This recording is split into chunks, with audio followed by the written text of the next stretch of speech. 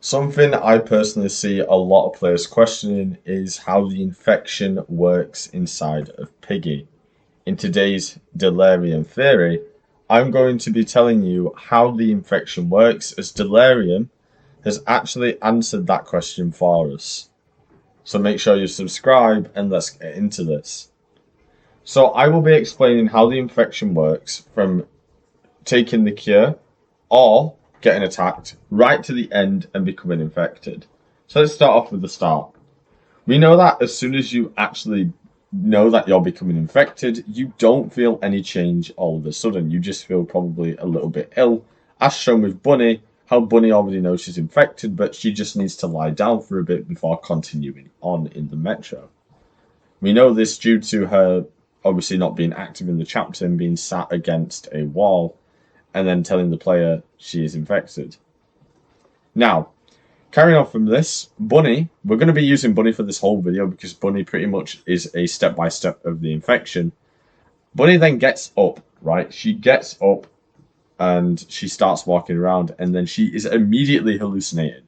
And the reason we know she's immediately hallucinating is because she's walking through the tracks, and the tracks are broken with a plank in the middle that she has to shoot down. Now, answer me this. The player just went on the train and went that direction to get to the carnival.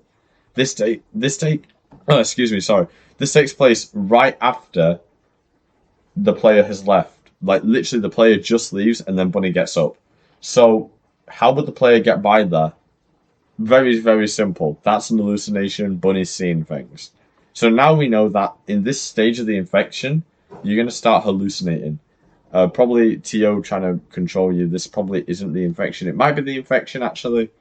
But yeah, moving on from that, Bunny starts seeing more things. So we know that the hallucinations get a lot worse.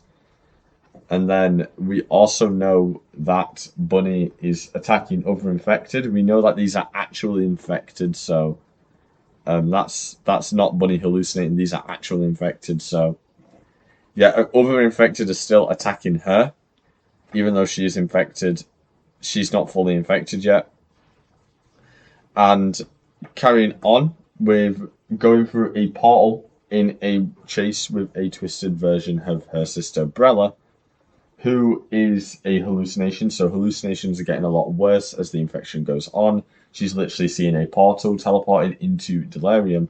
And now this is where the hallucinations are getting really bad. She's starting to see things from her past, and she is starting to really hallucinate and getting absolutely demolished by the hallucinations, probably Tio or probably the infection again.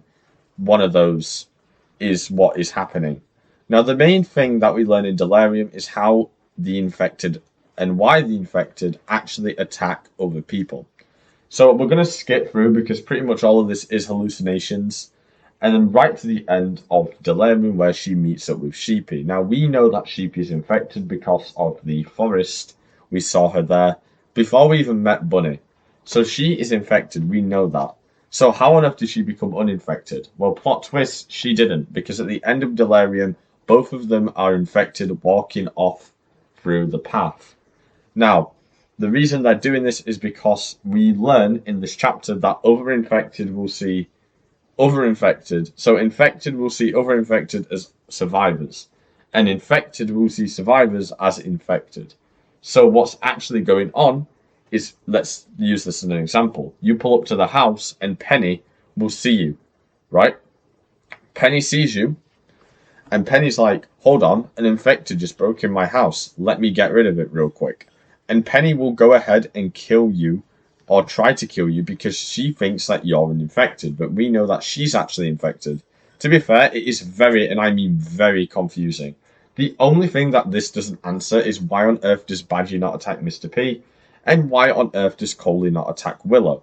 However, these are really probably just gameplay wise, and I'm gonna guess if this was probably real, they would both just avoid the infected. I presume Willow would probably only attack the player whenever Colby wasn't around, and I also presume Mr. P would probably just avoid Badger while trying to hunt down the player in the plant. I think it's genuinely just for the gameplay of the map, and I don't think it's something we really need to think too far into. But what the Delirium chapter fully shows us is, to summarize it up, The infection will make a subject to it hallucinate for a good while. We know that the infection probably takes around 2 hours to actually kick in. So you're going to hallucinate for a long time until it is finished. And when it is finished, you will not feel infected, but you will start attacking people intentionally because you will see them as infected, where in reality, you are the infected and they are the survivor. Again, it is really, really confusing and it is quite hard to wrap your head around.